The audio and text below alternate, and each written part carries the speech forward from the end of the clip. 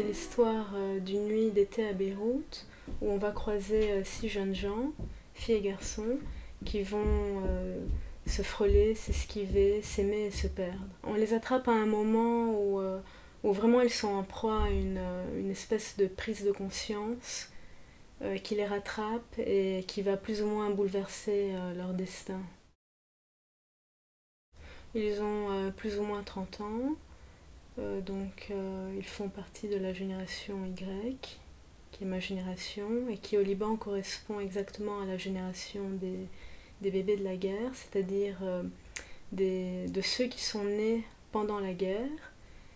Et la particularité de cette génération, c'est justement qu'ils aient immigré avec leurs parents, qu'ils aient grandi pendant la guerre au Liban, ils portent tous des séquelles. C'est une génération, disons, qui est restée assez enfant, très gâtée, par des parents qui ont voulu compenser pour leur jeunesse perdue, qui ont un pied au Liban, un pied ailleurs, ils n'ont pas vraiment de sentiment d'appartenance, ils ne sont pas confiants en l'avenir, ils ont beaucoup de mal à rentrer dans des activités qui s'inscrivent dans le temps. On est plutôt dans l'instant, qu'ils aient grandi au Liban pendant la guerre ou même qu'ils aient vécu de loin comme moi.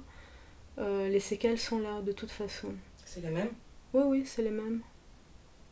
Bizarrement, c'est les mêmes. Cette situation aujourd'hui qui est ni la guerre ni la paix, en fait, c'est vraiment une plus grosse source de stress. À la limite, s'il y avait la guerre, on serait fixé. On décide, on reste ou de nouveau, on s'en va. Au Liban, le poids des tabous, des conventions et du qu'en dira-t-on pèse. Mais c'est de la fausse pudeur dans le sens où finalement la société est très libre et libérée. Les jeunes, la société dont je parle évidemment, les jeunes font ce qu'ils veulent. Il n'y a pas en fait, il n'y a pas de tabou dans la sexualité. Quelque part, on n'a plus trop le temps de se poser des questions ou de se cacher ou d'éviter de vivre certaines expériences. On a envie de vivre tout et tout de suite, mais bien sûr, tout en gardant une façade. Et donc mes personnages qui surfent sur l'hostilité de l'environnement sont en fait à la recherche d'autres points d'accroche. Donc c'est vraiment des êtres humains qui ont leurs histoires d'amour, qui ont leurs désirs, leurs fantasmes, et c'est ce qui compte le plus pour eux. Cette nuit, en fait, elle frémit un peu à la puissance de... En fait, c'est comme une tasse de café qui frémit sans jamais vraiment bouillir.